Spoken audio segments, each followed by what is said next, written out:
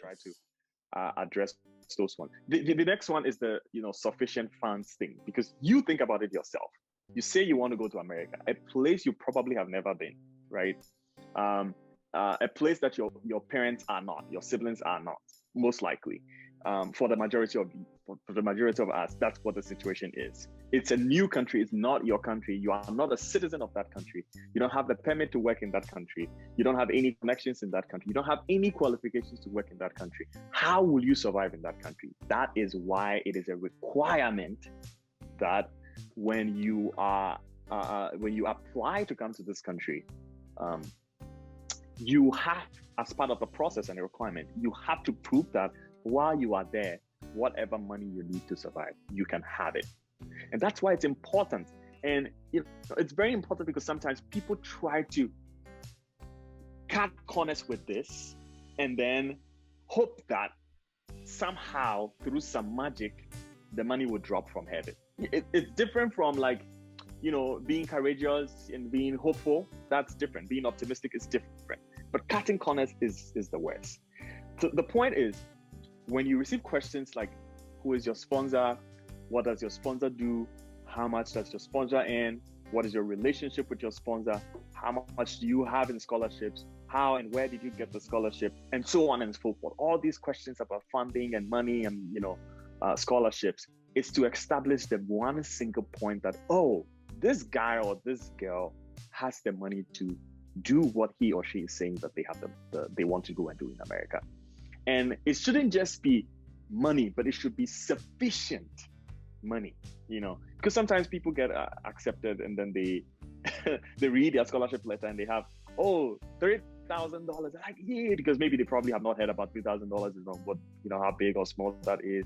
And they are very excited. They give me $3,000. But, always think about your scholarship in comparison to the estimate amount that you need for a certain period of time, maybe 1 year or one semester. And that's what is going to tell you whether your money is sufficient or not. So if you need $40,000 and you get $5,000 in funding, $35,000 balance is huge and almost impossible if you don't get any other help. If you need $40,000 and you get $38,000, that is, to me, and I'm sure to the consular, sufficient funds, because the difference is just $2,000. You still have to make up for that, but it is sufficient funds to get you started, right? So it's not just getting any money, it is getting enough money to do that. Now, one big misconception, I'm sure Alfred is going to talk about this, is, a lot of people go to the embassy saying, my uncle is sponsoring me, my auntie is sponsoring me. And that has become the cliche of all sponsorship questions. It is, for me, it is one of the worst answers to ever give. Unless really, your uncle is sponsoring you, and your uncle in the past or in your relationship with your uncle has been involved in your sponsorship. Now, I say this because your sponsor also has to, the person giving you the money and how much the person is giving you, it has to make sense. You understand? For example, if you say your brother-in-law is giving you $25,000 to go and study MBA, the first question that comes to anybody's mind is what? Your brother-in-law is a good person. We are assuming that your brother-in-law is a good person. He's a kind person. He can give you that money. But for what reason would that brother-in-law give you $25,000? Strangely, why couldn't he give it to anybody else but you? Compare that also to my father giving me $25,000, or my school gave me a sponsorship of $25,000, or I have $25,000 myself. Compare those three answers. Which one is the strongest? It makes a lot more sense that your own parents are giving you the money than your brother-in-law, right? I'm not saying that it is impossible that you would get the visa if your sponsor is a distant person, but I'm saying that it is less likely. And it makes much more sense if you can connect your sponsor, or you can find a sponsor that is closer to you, a sponsor that has a stronger reason to give you the money that you need than just any random sponsor that you're collecting money from. Another important thing is that many people associate themselves with agencies that are using the same bank statement that they collected from a random company. And, they are sending it to multiple schools. Let me say this in a very sarcastic way. whoever the consular is, whoever is running the embassy, is not dumb. Okay, they know their jobs, they know what they are doing. They can read and they can write. How on earth do you think that collecting the same bank statement from one agency that they are using for like 100 people would work out for you? It might have worked out for a few people at the beginning, but it is very risky to do that, to like forge bank statements and that kind of thing. And so the question would be, where do I get the money? I always tell people, work hard on your application so that with your application, you might be able to get more money in sponsorships from your school. Or if you're looking for sponsors, look for sponsors that are genuinely interested in your work and can and are willing to show beyond just giving you like random bank statement, but will write a letter, would go the extra mile to show that they are interested in you, give you an appointment letter to show that even if you return back home, they are strongly interested in you. Show beyond reasonable doubt that your sponsor is connected to what you want to do, connected to you in a certain way that it is convincing and persuasive to say, oh yeah, that makes sense. And I'm sure Alfred has a very good story with that. Yes. And Paul, I think what you said is very true, because studying in US is very simple, but sometimes it can be challenging because, as you said, you have to prove beyond reasonable doubt, and your proof must be reasonable. And the issue is that we are not saying that your auntie, your uncle, or whoever cannot sponsor you, but just listen to this story. Somebody who is coming to study public health, right? Masters in public health. So that person has an auntie who is a medical doctor, who has a clinic. And this person goes to the interview room and says that, oh, I am coming to study public health. I have a degree in public health. I'm working in this clinic. And it is my auntie who is sponsoring me. Who is your auntie? My auntie is the doctor in this clinic. Obviously, if I'm a consular, this person has shown that his sponsorship is sufficient and reasonable. Yeah, it makes sense because your auntie will indirectly have interest in the course you are coming to study. So ask yourself, why will somebody give you $30,000 in Ghana cedis? It is times 6. You must raise times 6 of that money to come to America for 1 year. Just ask yourself that. So these are things not just to put fear in you, but these are truths that will help you prepare well and ask and try to explore all the various and possible options. For example, when I was coming, my first visa interview was rejected because I went and my question was, who is sponsoring you? And I said, my sister is sponsoring me. Then he asked the question again, what do you do? And I said, I'm a youth leader. And he said, what are you coming to study again? I said, I'm coming to study Master of Divinity.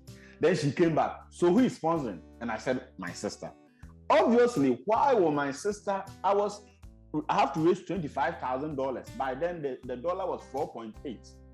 Why will my sister, who is working with the Electricity Company of Ghana, yes, even though maybe let's assume she has the money to sponsor me, but why will my sister give me that money to come and study, and after I'll go and be a pastor in a church? It may be that my sister genuinely want to sponsor me. My sister genuinely want to give me the money so that, yes, I will go and be the pastor. Maybe my sister want to support me. But will the consoler believe? Yeah, that is the question. It's not just about the story you tell. It is about the story the consoler will believe. So when it comes to funding, it is important. That is one of the ways you must always spend time on. That is why it is always good to put in good application to get good scholarship and speak to people, speak to companies. And one other thing, Paul, you mentioned, but you didn't touch on that.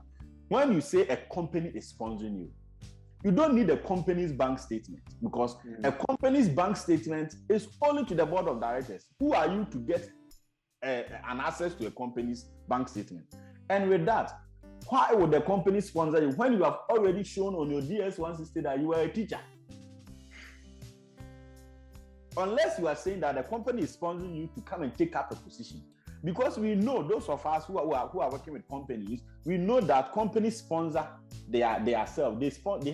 They have a social responsibility to their own workers, and they sponsor them to take up bigger responsibility.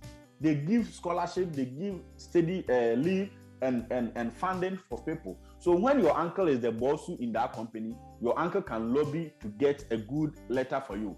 What warrants you for the whole company to give you $20,000 to come and study? So these are things you should think of. Some people are asking, what if my guardian is sponsoring me? What if my foster father? Yes, your foster father can sponsor you. I know somebody who is doing theology, whose sister sponsored him, whose uncle sponsored him, but he was able to make reason out of the sponsorship. He was able to make reason. If your guardian is sponsoring you, yes, are you the only son? Are you the only daughter? Why will he raise that money? Now the next question will come to, what does he do? Because if what the person does at the end of the year, the person is getting probably $80,000 and the person has to give you over $30,000 for you to come and study for a year, what about the other responsibilities? Mm-hmm. So it is not just about, yes, my guardian can sponsor me. Yes, your guardian will sponsor you. But brainstorm and think about, how will I convince the consoler? How will I make the consoler believe that, yes, my guardian is sponsoring me? It makes sense. It makes sense for your guardian to sponsor you. Yeah. Yes. Put yourself in the shoes of the consoler. Then I come and say, yes, my guardian is sponsoring me. My guardian is let's say a politician, right? And he's sponsoring me to come and study theology. He's sponsoring me to come and study medicine. Then you can connect it by saying that, for example, in my family, I am the first person who have gotten the opportunity to study higher education.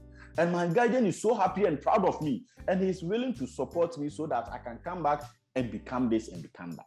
You see, it makes sense. You have shown your quality. There are times, sometimes people go to interview. They are doing so well in their company. Maybe the company is giving them sponsorship. You have been given an award. You must mention it. But they don't mention it. They don't mention it. They just go and show bank statement and hope that somebody would just... Yes, Paul, it could be that when you graduated from UCC, from University of Nigeria or whatever, you were the first, you had a first class. So because of that, your family was so excited, and they want to try everything possible for you to attain higher education, because you have been handed, because you had a first class, you were given a special, so that really exposed your quality. And it is that your family, every family is proud of their good words. So it is important. Always connect it with the good reason. What of a church sponsoring? Do I need a bank statement? If a church is sponsoring you, you have to look at what is the level of the church. If a church in Bremen Siam, a congregation, a 50-man church is sponsoring you, how much does the church owe? There's a difference between a church and the hierarchy. Maybe you are a Methodist, so the entire Methodist act that the denomination, like you are thinking about denomination and congregation. Yeah. So it must be clear. A small congregation, yes, want to sponsor you, but what is the reason? The reason is that maybe our congregation have established a scholar scheme to support brilliant but needy students, and this year I qualify, and the church is willing to sponsor me. That makes sense. It does. You see, it makes sense a lot. It's not just about my church is sponsoring me. This is their bank statement. That is not what they are looking for. They want you to prove that there's a reason that out of the 200 people in your church, out of the 50 youth, out of the youth who are singing and who are playing drums, who graduated, you are the one they are sponsoring. It is because maybe they have established a scholarship scheme to support the church members and to raise maybe young scholars in the community, and you happen to be the first person to qualify for that scholarship. Then you can go there. Yes, we have a lot of questions and we'll answer them very briefly. So don't. Yeah, the last thing that I want to touch on briefly is that don't focus on presenting your documents if you're not asked. Sometimes people get too overwhelmed with all the documents. Imagine yourself as a consular interviewing 500 people a day, and you are reading everybody's pile of documents. Can you finish your work that day? They care about your documents, and your documents are important, and it is a requirement that you carry your documents with you. But don't be so subsumed in presenting your document. And sometimes people reach out to you and say, oh, they didn't even look at my document and they denied me. Yes, that's what they do. They don't look at documents. That's the point. You have to have the documents, but that's not the most important thing. They want to have an interaction with you. It is you that they want to have a conversation with. So focus also on your oral conversation with them. If they ask for a document, pull it out and give it to them. But don't go and wait and say when they ask you who is sponsoring you, say, oh, this is my letter.